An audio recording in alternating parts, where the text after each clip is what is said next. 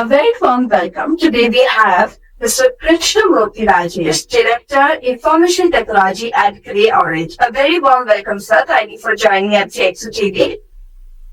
Thank you. Thank you, sir. It's our pleasure to have you on the platform. And before we dive deep into the entire conversation on the amount of transformation, rather digital transformation that we are witnessing right now, we would love to know about you, about your journey. So if you can briefly introduce yourself to our TV audience and let us know about your journey so far. It would be great. Thanks a lot, and I would like to thank CXO TV for giving me this opportunity. As far as my personal journey concerned, so I absolutely started like anyone else, started from a baseline of the programming and then moved into that network and then moved into, the support and then program management and finally into leadership role. I have around 20 plus years of experience worked with organizations like Bhavan Cybertech, handling the material development of Oman projects. Then I was with ITC where, I was instrumental in terms of setting up a lot of, initiatives along with the entire factory in terms of for personal care product business in the capacity of regional CIO. Then I was also associated with Magma FinCorp and then Onyx Auto Infrastructure Services, which is a Japanese MNC taking care of the Indian operation for, leasing as well as operating businesses, which is span across different locations in India. And then I also had a quick stint with, setting up a consulting practice for Industry 4.0, where I have given some sort of consultation and help the business to adopt this cutting edge technology in terms of AI, ML, cybersecurity, and data center. Now, also associated with ICRA, which is a credit rating agency. And currently, I'm holding a position of Director Information Systems, heading the global operation for IT. For one of the leading robotic automations, as along with a warehouse fulfillment system for across the globe, which is at Grey Orange, headquartered in Atlanta. And with the span of around 20 years, my forte happens to be in terms of business consulting, along with adapting certain new technologies like AI, ML, robotics, automations, digital transformation, so on and so forth. And as a punchline, I always say that the technology is something which is going to be seen as a profit center rather than a cost center, from its support to driving a business in terms of agility. And that has actually proven when we have hit this road of COVID, where the entire thing has got standstill, and what we have seen earlier as TR of 1 day, 2 day, or BCP, it has become a new normal where IT has played a vital role across the globe, and it is also helped to generate new opportunity for the business to get into some unknown areas and getting into some business beneficiary sort of scenario where business agility along with the operations are bottom line in terms of making it how effectively you put across these things into operations, ensuring the ROI and the opportunity. So that is what all about. So thank you. I think it has been indeed a commendable experience, and the amount of information that you shared right now.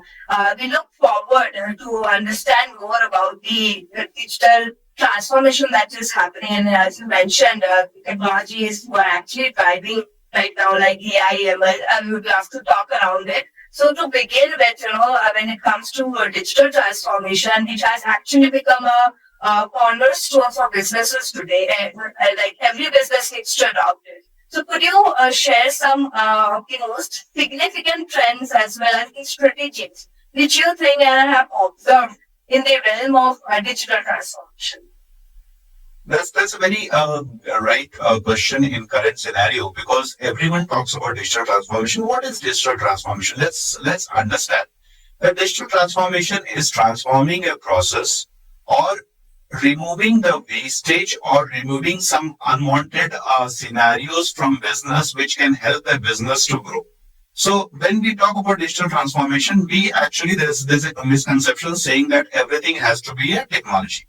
Say digital transformation first phase is setting a right process for the organization and then bring the technology on top of it, which will help you to streamline a lot of areas, and which will help to grow the business. For example, if you talk about if you want to automate, first the structure has to be there in terms of which needs to be automated upon. For example, if you talk about automating a process, the process or the environment first needs to be conducive in terms of to have a data.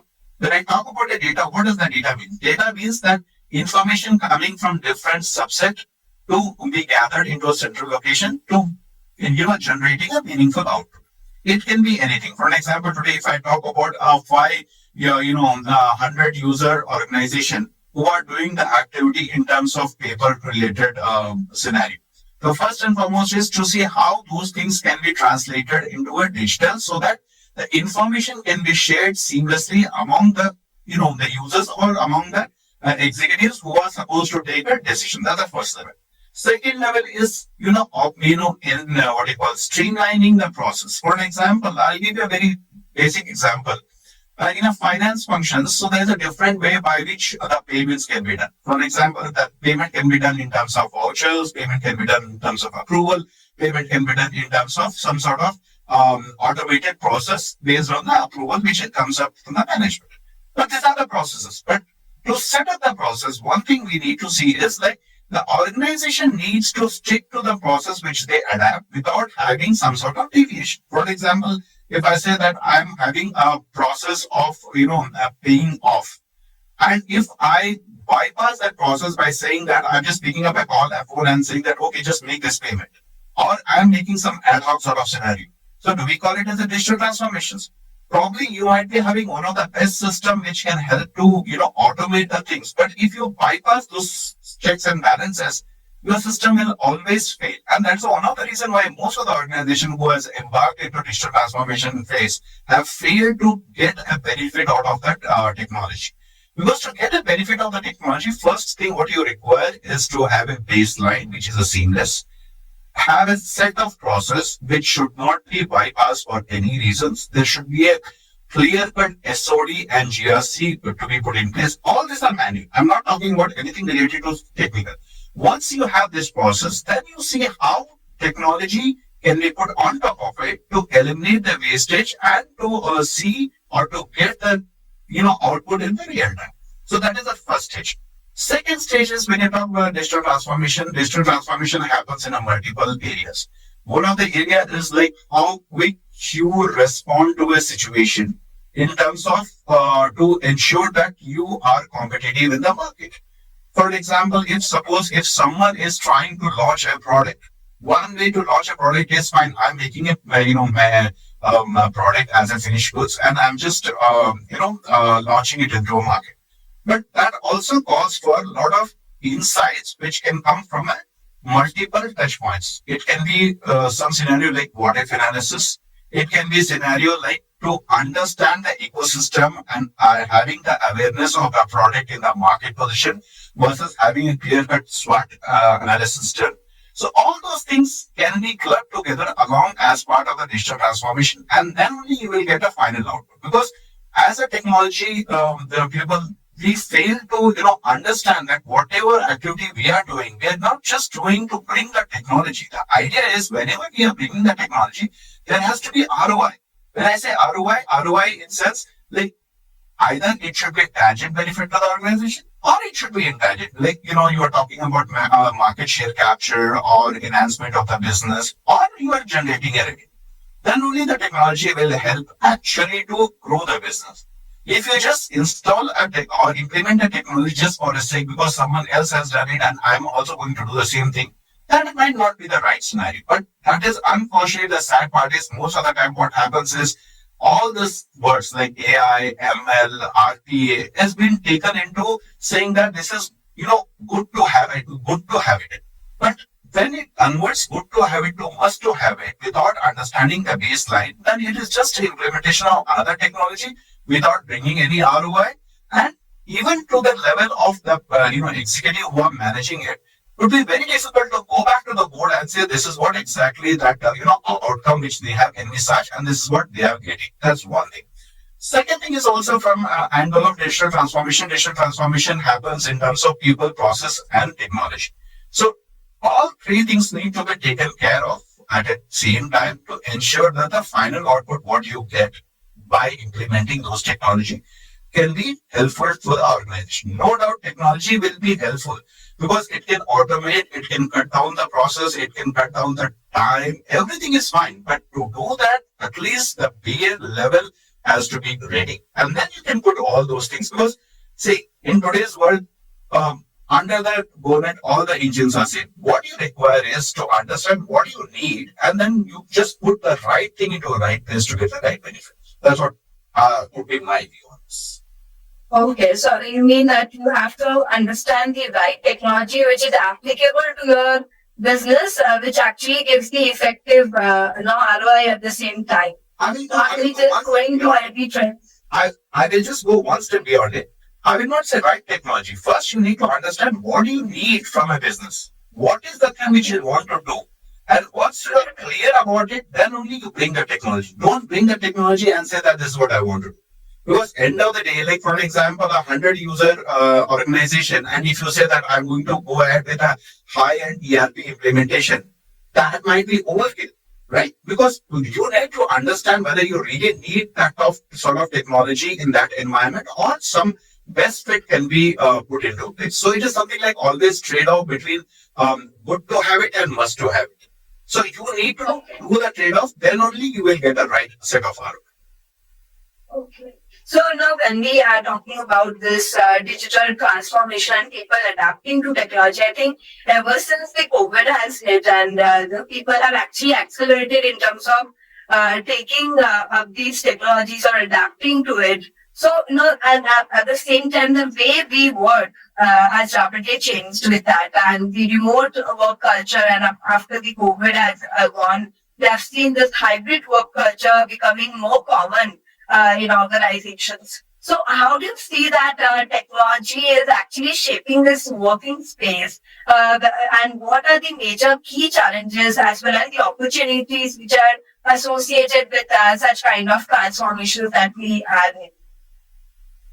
So again, this is another very interesting question because people always say that rocket science is not, for everyone. The reason behind it, there's a lot of uncertainties. There is a lot of unknown, and it always requires to be on the toe to get certain things on the right line.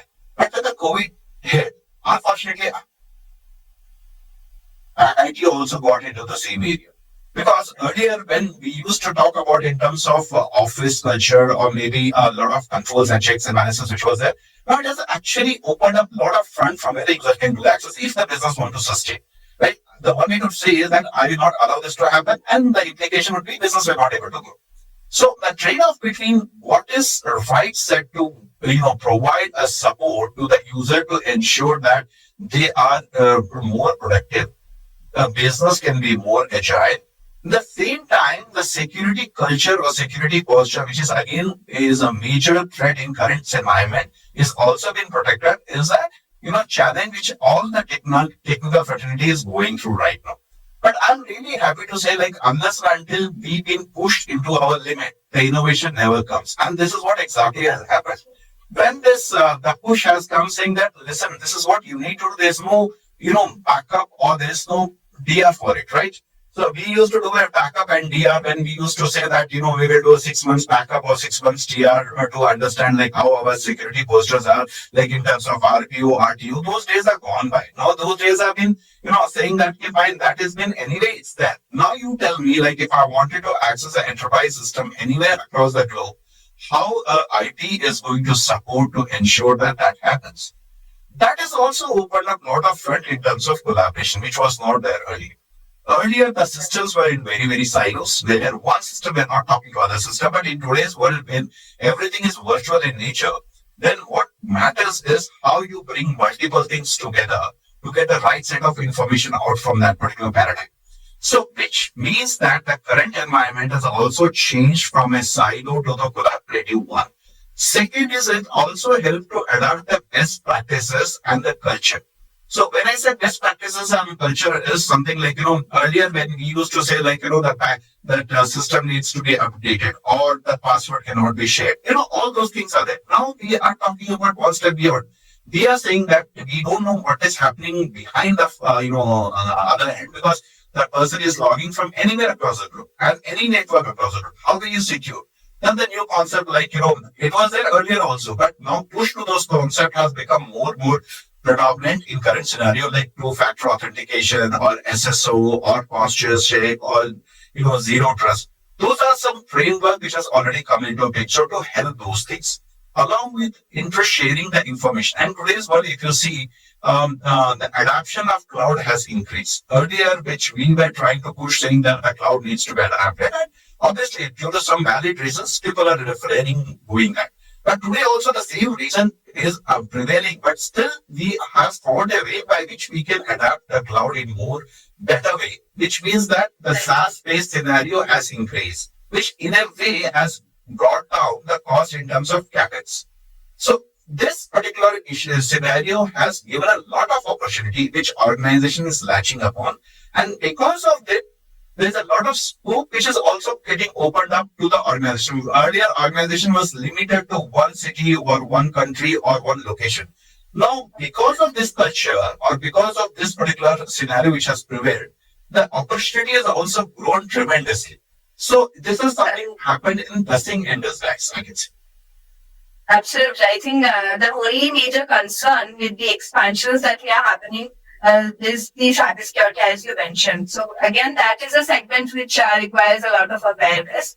And moving further, when it comes to the technologies that we were actually mentioning about, the buzz technology words that are there currently, AI, IoT, blockchain. So they are becoming more integrated into this business process. So how do you think that the organizations are adapting to these emerging technologies to gain a competitive edge? So, to that, let me answer in a different way. Organization, no, they don't have a choice. They don't have a choice because if either they need to survive into the current competitive world or they need to phase out. There's no third option, right? And now technology, and that's the reason why I started with a statement saying that now IT is no more a cost center. Now it is a profit center. Now, IT is driving that in a multi-fold, saying that what the organization needs to do, not only by adapting those technology, but also to see what next, which is going to come up.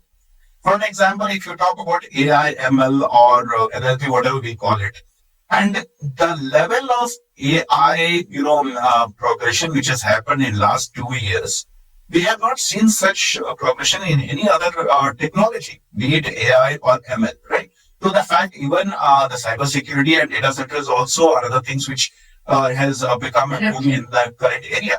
So now what is happening is those days have gone when AI, ML are a fancy words. Now it is a need of the hour.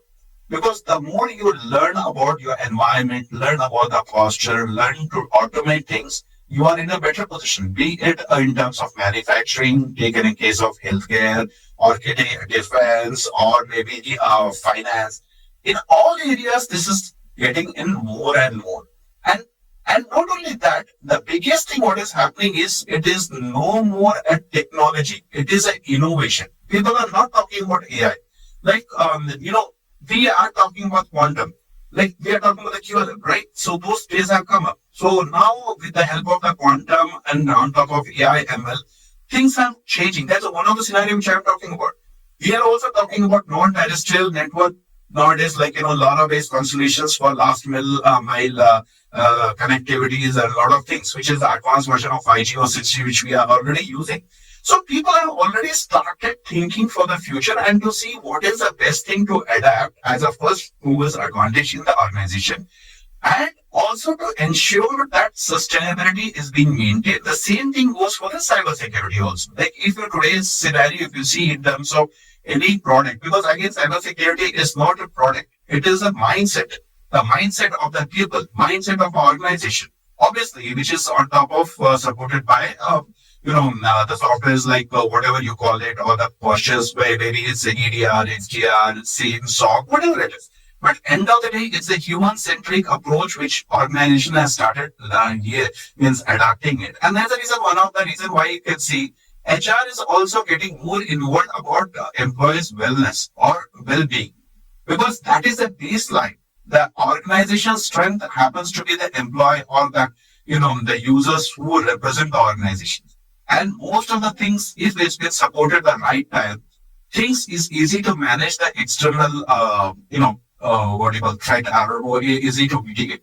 So in current world, the adoption rate for AI, ML, all the technology, which was a buzzword, is no more a buzzword, but it is a use cases, and organizations are trying to see what is the best way to integrate them in an innovative way to see how we can take it 100% leverage out of it. And the best thing is, earlier, like as a technologist, we always had a tough time to convince to the board or management saying that this is what we want. Now they are coming back to us saying that you tell us what do you want in terms of money or in terms of productivity enhancement technology, which you feel is appropriate to grow the business. So the mindset have also changed from that level as well. Absolutely. I think with that, again, when we were mentioning about the adoption of cloud, I think that has actually reshaped this entire IT infrastructure. So how do you think that the organization have made this informed decision about adopting cloud solutions and actually managing this hybrid IT environments? Okay, so when you talk about in terms of cloud, so again, the misconception about a cloud is everything is a cloud, right? But actually, if you see in detail from a business perspective, it is been split into three areas. One is the edge, second is the fog, and third is the cloud. So people have started understanding, like for example, you don't need to push all the data into a cloud. Still, you can hold some data internally and you can work on it. And then you can just go ahead to have a fog scenario or to a cloud scenario from a cost effective purposes. So that is one thing which has come up into a mindset of the users. Second is when you talk about in terms of hyper conversion, the conversion of hyper converse to hyper scale. That has also changed a lot of time, like the a lot of scenario, because organizations also started thinking that how they can reduce the cost from a from a provisioning perspective, like on-demand compute or expansion is something a buzzword which most of the cloud service providers are giving, right? So organizations also started leveraging to that. For example, a BFSI, which they need to have a high compute at the month end to for the book closure or whatever you can call it at on 30th or 31st. They need not have that sort of assets to be put in place to ensure that that happens. So that sort of compute can be asked on demand. Earlier, yes, that questions will always be remaining, or it is very pertinent saying that what is the data which we need to push into a cloud. But unfortunately, we are into an era or which most of us are agree that we still don't have a data classification in place to see what is critical, what is non-critical. So we take a bracket umbrella saying that all this are critical, right? So, but if you really get into that level and classify the data and see what are the data which you can actually move into a cloud by having a high degree of cost effectiveness, organization can be more sustained in terms of cutting down the cost, and which organizations are currently doing. Apart from that, what is also happening is nowadays most of the services are being provided in a SaaS mode. Right? Organizations are also saying that why should I implement a project which will take around 30 man days or 60 man days, where I can just plug in and do the activity in a much better way. And because this is prevailing in the cloud scenario, so there's a lot of advantage which we also get, like patch update, in terms of product update, in terms of features and everything, and even cutting down the cost. But at the same time, it also increases the security posture, which one needs to be very carefully analyzed, and which we need to be very carefully put a process to mitigate. For example, today we have a set guidelines where we are being asked to mention any breach which happens in a stipulated timeline, right? So those things needs to be taken care of, and because now regulators have also come up with a right set of directive which is put in place, where they are giving a framework saying this is what needs to be done. So it is easy for the organization also to put forward those things into a right perspective and do it. The other thing which is coming up is a DPDP Act, which is going to make it prevail very soon. So a lot of things are happening, changing. which is actually helping an organization to move towards the cloud. And one of the reasons why people are a bit averse of moving into cloud is related to security.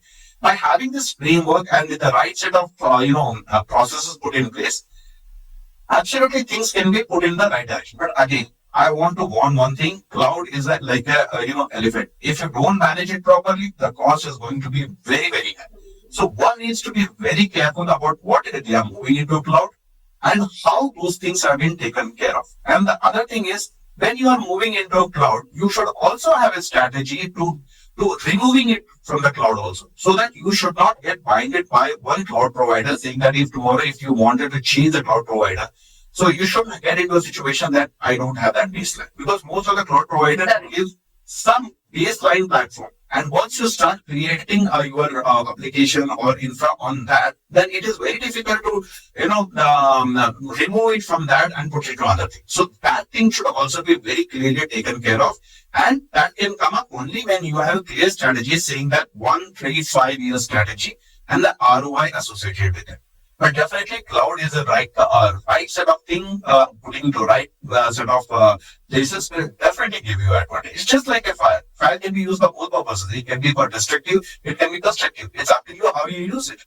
Something similar to that. Absolutely, that's right. So, as this IT landscape, they are growing in complexity as well. So, what are the kind of key challenges that IT leaders face in managing the infrastructure as well as the data and services effectively? Okay. So, one of the challenges I highlighted sometimes back.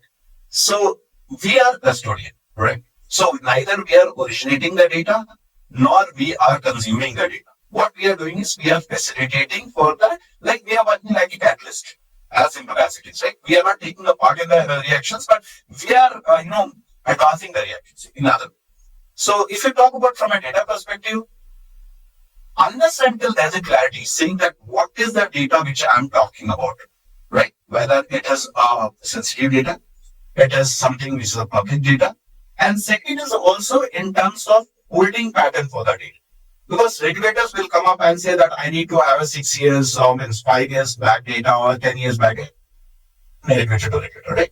So that sort of clarity should also come in. And that clarity, as an IT, we cannot give. We can just facilitate. So that has to come from the baseline in terms of, to say like, the business function who are generating the data or who are consuming the data. So that is a major challenge what is coming up. So while creating, like even in today's world also, BCP comes as part of the IT, right? But if you see in the BCP, IT is just a part. It is not a full BCP, right? BCP consists of a lot of physical, business, and IT. IT is also going to be part of it. So people, forget to differentiate BCP versus the DR. IT BCP is different from organization BCP, but somewhere it comes as part of the organization. So we are driving. But while we are driving it, it is very important for us to have the right set of information coming in, because we are not holding that information. Any information which is not coming in on the right side, probably we will be able to put the process, but whether we would be able to take a benefit, we don't know. And as when I say that IT is going to be a profit center, then it is also IT's job that whatever function, whatever processes they are going to put needs to be proven in near time.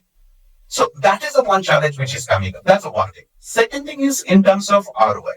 So what happens is in today's world, like we have a lot of defragment system in place. Like you have IT data, you have OT data, you have HR data, and a lot of things, right?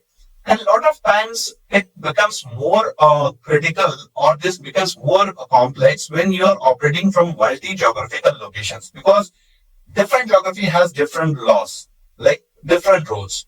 So consolidating all of them under one pane of glass to ensure that you get an ROI, you get all sort of compliances, you get all support is another challenge, which I will say. But definitely this is part and parcel of the life of any technology person who is managing it, and they have to take care of it. The last but not least is in terms of in today's world, when there's a lot of choices, and I know a lot of organizations are still grappling with something called the shadow IT, right? So even though the IT comes and says, listen, this you cannot do it, but that person comes back and says, no, listen, I will be able to, this is what I need. I will be going ahead with that. So in that case, the IT guy will not have any other option rather than putting that as part of the risk register, informing to compliance saying that, listen, this is what we are not supposed to do, but we are doing it because of XYZ reason. That is a compliance. Right? So in this way, IT is just washing off their hand because they are not able to do a value and they're just highlighting this as a risk. But for the mitigating a risk, what nothing can be done. Like in today's world also, I don't want to name it. There's a lot of OEMs are there where they are not sending the data into any of that standard SOC available in today's world. So, but the organization wants to use those OEMs because they feel that is the best for that thing. But IT will say, fine, I want it to have a SOC connectivity to check that posture and to record purposes to the directive. But in that cases, what happens is they will just put it into a risk register and say, this is what exactly the problem is and let's move it. But I'm also saying that the push is coming from the management saying that, hey, listen, we have already gone ahead. Yes, we understand there's a problem. You tell us how to mitigate. So I'm seeing a flip side for that also. But for most of the organization, that problem still prevails along with getting a right set of manpower. Because in today's world, if you are if you are having it's very simple example. If you are having an aircraft, so you need to have the tire of the aircraft. You cannot say that I don't have an aircraft tire. I'll put a tractor tire on the aircraft. You will not, right? So you need to have a right framework, the right set of people, and on top of it, one thing is very important is right mentality. Because getting the right skill is not that important as getting the right mentality or right mindful of a person who are ready to understand. Because the technology what we are using tomorrow is going to change. Like today I talked about Leo-based constellations or I talked about terrestrial network. Very few people know about it, right? Okay, but the thing is tomorrow that is going to come as prevalent technology and they need to update and the learning has to be continuous in nature and the person or the environment should be conducive to adapt. Then only the business is going to grow and will also be able to sustain in the near future. That's what my view. Right. I think all right. On this, we would like to understand one part of it as a leader in IT. So, what are some of the challenges that you have encountered and have actually overcome them? And if you can share some examples citing into those difficult situations, we'd love to hear that again. Okay. So, in fact, as I said that I have worked in a different environment globally as well as in Indian scenario. And I worked with, some of the Fortune 500 and even I was instrumental in setting up the whole business unit for two of the MNCs in India. So, that's one part. Second part is if you talk about the challenges, the major challenge what we see is we always try to adapt something which is always prevailing. Right? So for me, I always believe in one word, saying that the mentality has to change from I know to do I know. Once you change that mentality, things will change. Because the moment I say I know, then what you do is you adapt something which you already know. But the reality that will not be the same. Reality would be 100% different. So if you change the mentality from I know to do I know, things will change drastically. Because today also like when we talk about in Grey Orange, which is headquartered in Atlanta, and we support to global customer across different geographical location, APAC, EMEA, not APAC, EMEA, Germany, so on and so forth. And we don't have any Indian, business sort of scenario. But support and everything is there from India, right? So that is what is there. And future also, if you want to expand, we are ready to expand. And that's a separate call. I cannot talk anything on behalf of the organization because whatever I'm talking on a personal capacity, right? So in that case, what happens is things are changing very, very drastically. Like I myself, I am passionate about aerospace and aviation, where I hold multiple certification not only in the aviation but also into space technology also. Right. So what happens is when I see those scenario and when I try to compare with that our traditional business. In business, what happens is we always say, okay, if it has not happened now, let's wait for 2 hours or 3 hours or 5 hours. But if you are in a mission critical scenario, you don't have a choice. You need to act upon it, right? So you don't get a second chance, right? So you have to act and you have to act rightly. And that can be done only when you know the situational which is prevailing around you. Then you have a situational awareness, and you also understand the market sentiment. Like today's world, we find out about critically in terms of what is happening in geopolitical scenario. There's a lot of wars which is going on, and it has a direct and indirect impact on the security posture. But you know exactly what is happening and how you can mitigate. You are in an advantageous position, which most of the organizations are doing by enhancing their security posture. Similarly, like for me also, sometimes it becomes very difficult to make someone understand, listen, this is how the technology is going to work because they have not seen it. Even though you say that fine, like, tomorrow I'm talking about non-terrestrial network where you talk about last mile connectivity will become much, much easier. But unless until a person see it, he may not be able to believe or he may not be able to understand. So that is another challenge Right. I'm sure most of the organizations are facing where they talk about the innovative. The only thing which it can get upon is by having a right set of learning process, right set of understanding what is happening in the other industry, even in the Indian and global environment, and adopting the best practices. So my bottom line is, uh, we cannot be a frog in the well. We have to come out. We need to understand what we are. If we need to improve ourselves, we need to improve. If we feel that some value add can be done, it needs to be done. And that is a challenge I'm sure most of the organizations are facing, apart from the right skills shortage. Because you can get a skill, but the attitude and the mentality to get into the next level is what matters. So that is what I can take away. So, when you're talking about it, what do you think that are the top tech focus areas and priorities that are there coming up in the next 3 to 5 years down the lane? So I'll tell you the one thing which is going to come up and hit very hard is the way that we are having the connectivity. So we talked about 2G to 3G, 3G to 4G, 4G to 5G, and you have in some fragmentation. We talked about the LoRa technologies and everything. But now things are going to change. The way that the LEO-based constellations are happening, a lot of companies are eyeing on to it, where they are talking about eliminating the last mile connectivity, because even if internally you can have one of the best solution by 5G, but in case if the backbone of a telecom operator is not been supported, or you are into tier 2 or tier 3 areas, still today, like, very honestly, how many people are having not having a problem to receive a call? So 5 times you need to say hello, then only one time you will hear saying that what is happening, right? And now we talk about all sort of great thing, right? That is one side.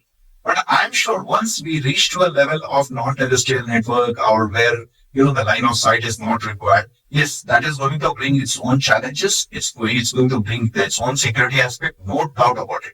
But at the same time, from the business side, there will be huge, positive, what should I say, reaction, which I'm expecting, which will also help to get more into, digital manufacturing and industry 4.0 scenario. And now also, like, most of the data centers are focusing on tier 2 and tier 3 in a true edge manner. So a lot of decisioning which is happening otherwise into a cloud scenario is moving towards edge, which means that we can see more automation, more enhanced, the productivity, and also the conversion of the IT OT, which is to an extent it has been getting eliminated, but still a challenge now is getting completely eliminated in coming days. That is something which I can see. And obviously, underline is security is a challenge. It is going to be like anything. It is not going to be what we are seeing, because today we know, those days are gone by where we talked about, some signature based pattern. Then we talked about behavior based pattern. Now we have gone beyond it. We are talking, we don't know other end if we are the origination of that particular malware is from human specific, or is it automated, or it is a targeted. Here a scenario of what is happening around in geopolitical scenario. And only way by which one can mitigate is a collaboration, cooperation, and getting updated with what's happening in terms of, situational awareness, sort of things. Right. I think with the amount of expansion that we are looking forward, as you mentioned, the problem and the challenges in cybersecurity segment is at the same time growing, will be growing. So I think with this, we have also come to this end of this interesting conversation that we had. And thank you so much, sir, for sharing such insightful talks with us, XOGD audience. Thank you once again for joining. Thank you. Thank you, sir. For more updates from CXO TV, please like and subscribe to our channel.